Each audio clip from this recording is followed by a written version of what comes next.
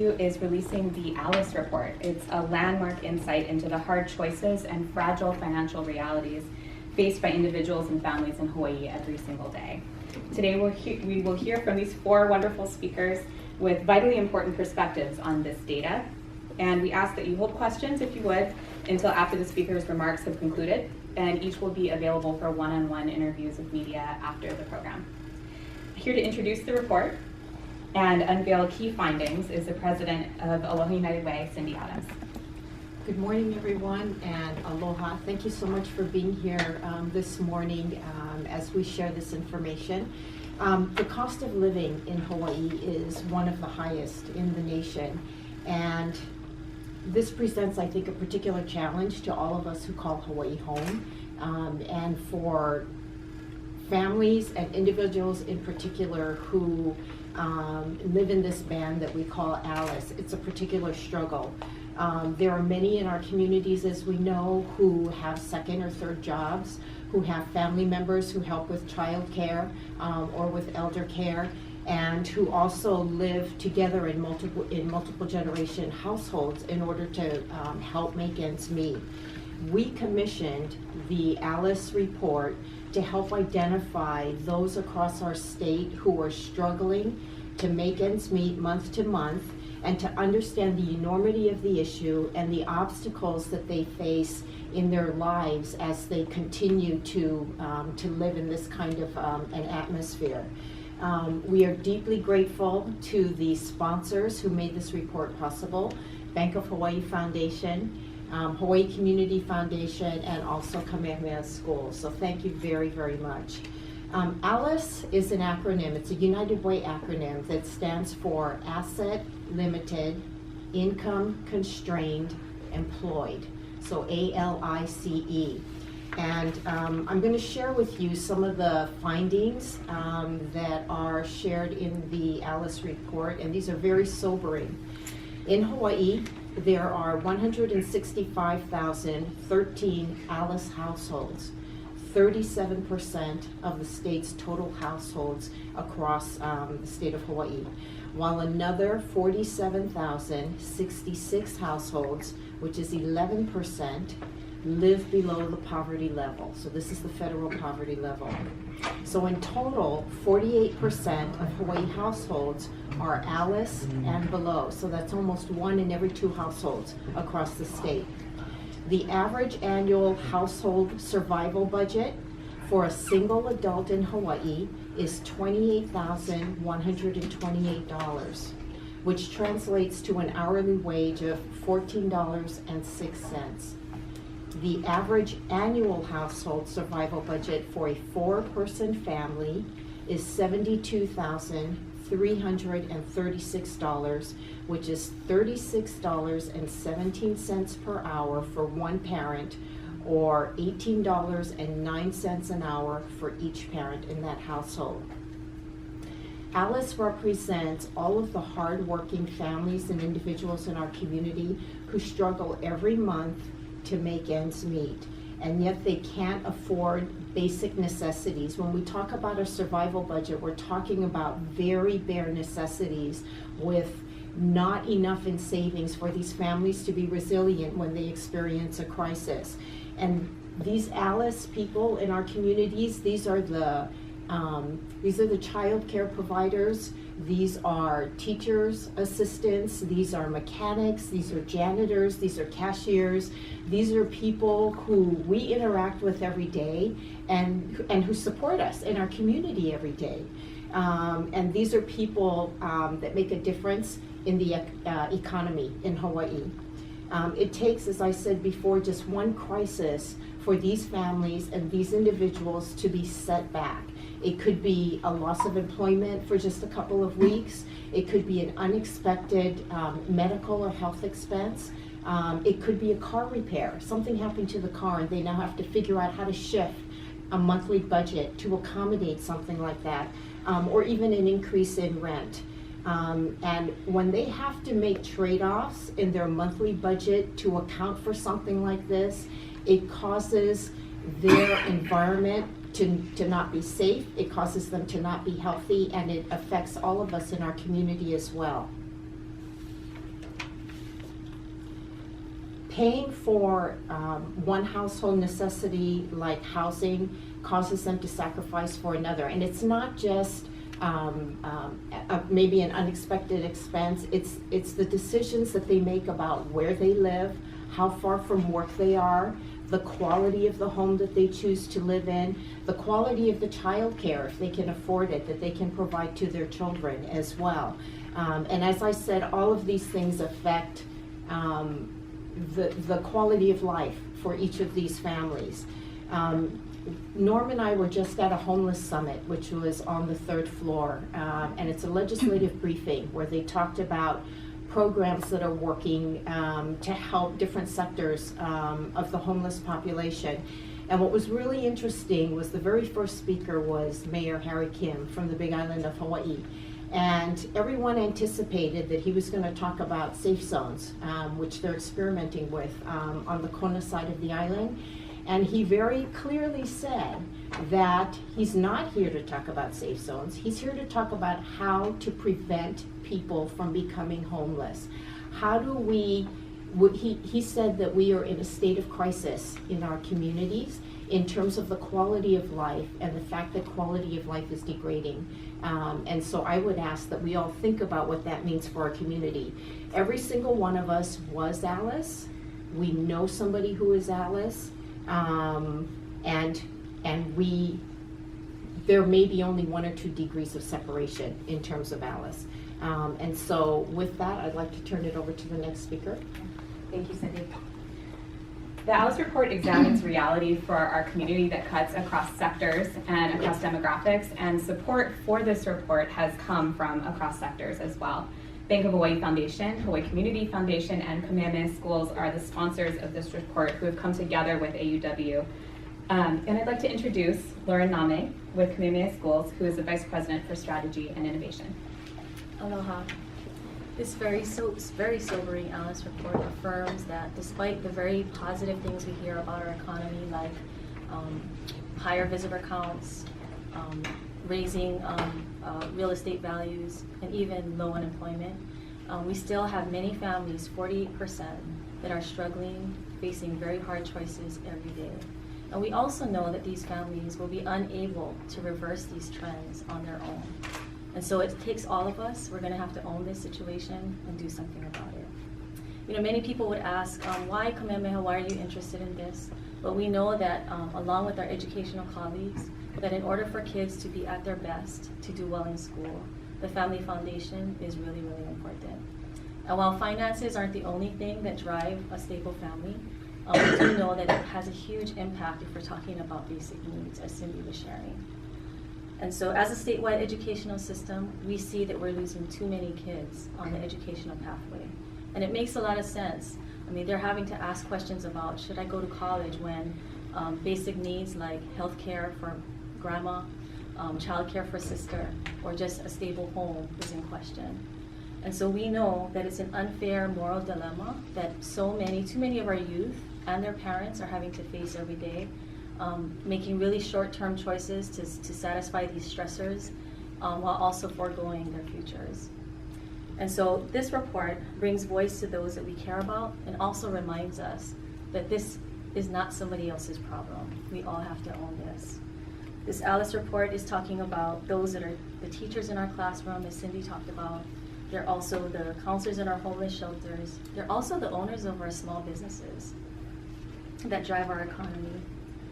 So these folks are our neighbors, they're family members, they're employees, they're the friends that we have on our kids' soccer team.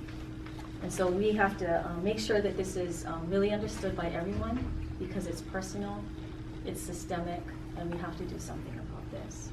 So I'm really proud to be amongst others like the Bank of Hawaii, the Hawaii Community Foundation, and of course the Aloha United Way, who under Cindy's really courageous leadership, her care, and her knowledge, was able to shepherd all of us through this. And so we stand here together as a cross-sector representation because we know that in order to really make a meaningful difference in the lives of our families and really the future of Hawaii, we're all going to have to come together to work together, to partner, and to mobilize together. And we're really looking forward at Kamehameha Schools with everything that we have to be able to be part of the solution. Thank you. Thank you, Lauren. The state of Hawaii as a whole is deeply impacted by these issues and these realities that we're examining in the Alice report, including the overall health of our communities. Here to discuss that impact is Dr. Virginia Pressler, Director of the Hawaii State Department of Health. Aloha, thank you. It's a real pleasure for me to be here today to recognize the incredible work that's been done by the Aloha United Way. I'm so pleased to see this effort underway. These are our hard-working families that just can't make enough income to take care of basic necessities. So at the Department of Health, we strive to tackle crucial community-wide issues that impact public health. And the findings of the Alice report are a great example. Alice households struggled daily to fit the basic necessities of life within the parameters of an insufficient income, being forced to make difficult choices, such as cutting back on health care and foregoing quality food for cheaper, less nutritious options. And the related daily stress has detrimental, long-lasting consequences to the well-being and health of these individuals. Doctor's visits and medical care are needs, not luxuries. A diet that provides the nutrients required for a child or an adult to thrive and be able to function as a healthy contributor to society is a need, not a luxury. But for Alice, these can feel like an impossible choice. For Alice, these needs come second, or third, or fourth, hidden beneath a list of priorities like housing and childcare that they simply do not have enough to pay for. We cannot think the struggle of Alice households are theirs and theirs alone. Issues such as a lack of education and housing uncertainty that negatively impacts the health of Alice not only touches Alice individuals and families, but also their surrounding community. When the health of Alice suffers, it affects our ability as a state to support their needs and brings about additional consequences, such as a reduction of Hawaii's economic productivity and increased insurance premiums and taxes. The Alice report will help us create sustainable change for the health of our Alice population. A healthy community is a thriving community. Let us all move forward to create a flourishing and healthy Hawaii. And as you will see on our website at the Department of Health, all of our strategic action is about creating health as a shared value throughout the state. And health is everybody's kuleana. So I'm delighted to endorse this effort that the Aloha United Way has proceeded with. Thank you. Thank you very much, Dr. Kessler. The speaker who perhaps we are most excited to hear from today is next, Jujin, who is a courageous young man who's standing up to give voice to the reality of Alice individuals and families. Jujin is a McKinley High School senior, and he's here to share his story. Thank you. Let me tell you guys about my family. So my mom and dad was born in China in the Guangzhou area. So they grew up their whole life there. My dad graduated sort of a high school level of China's school system, and my mother had to drop out of middle school to help with her family and support. So growing up, they decided to move to Hawaii to give both me and my sister a better life because they don't want us going through the hardships they went through. So coming to Hawaii, both my mom and dad, they're not too well versed in English, and they tried their hardest to go to community schools, read translation books, to try to learn the language. But unfortunately, they couldn't pick up on English, so they had to find jobs that didn't require too much communication. My dad works as a cook in Chinatown, cooking food with other chefs that speaks Chinese, so he's able to communicate with them. And my mom has a sort of a odd sort of job where she does cleaning sometimes, or she will help out Chinese elderly that can speak Chinese as well. And growing up, I've noticed that since my parents do not know English, they have a very hard time doing checks and bills, paying monthly bills, And a example was, like, at night, I would see both my parents sort of around the table with their checkbook and their pen, and they're writing out the bills. So because they don't know English, they don't know how to read, write, or understand, they have this translation book where on the back, I remember specifically, there's a chart that says where on the left column, it will have the numbers 1 to 100, and on the right column, it will have the English spelling of each number. And that's how they would write their bills. They'll spend hours on end trying to convert what $237 means, and they'll write every single letter out, and they would just spend a long time, and I see them stressing because they don't know how to write these English words. So then, as a son, I took it upon myself to ask, hey, why don't I help you guys write these bills and these checks, because I'm going to school, I'm learning English, and I can do this for you so you can relax after a hard day at work. You don't have to spend hours trying to figure out how to write one check to pay off one bill. And from this, I've learned about my family's financial situation, because if we're spending our money buying food, paying for bills and shelter, clothing, and if that number in the bank doesn't change, that means that we're living from paycheck to paycheck. An unfortunate event happened just recently. A couple months ago, my dad's motorcycle was stolen. Somebody took it, and then it was a sort of bad event because my dad uses the motorcycle every day to commute to work. And with that being stolen, he has to take money out of the bank to pay for a new form of transportation. And when that number goes down, it doesn't come back up. And till now, looking, I'm doing the bills and checks, that number hasn't really rose at all. It stayed around how it was. And when these things happen, it really scares all of us, because if we have no way of raising that number in the bank, what happens when that drops to zero? It's unimaginable. And my parents work very hard every day to go to work and bring home money for us to just survive. And the reason why they work so hard every day is, to them, the most important thing is family time. They absolutely love spending time as a family. We would take hiking trips or even go out to shopping as a family to maybe try out the new ice cream around the corner. And to them, it's these days, these happy moments that drives them to continue to work every day and pay the bills and the debts that they've collected. And as a son, I've also took on that mentality where I want to be able to support my family, and I'm trying my hardest in school, taking care of my little sister so my parents won't have to also work and take care of both me and my sister. And hopefully one day, I wish that I could support my current family and my future family and be able to spend days laughing and enjoying a family moment together without having to worry about the next month's bill. Thank you. Thank you so much, Susan.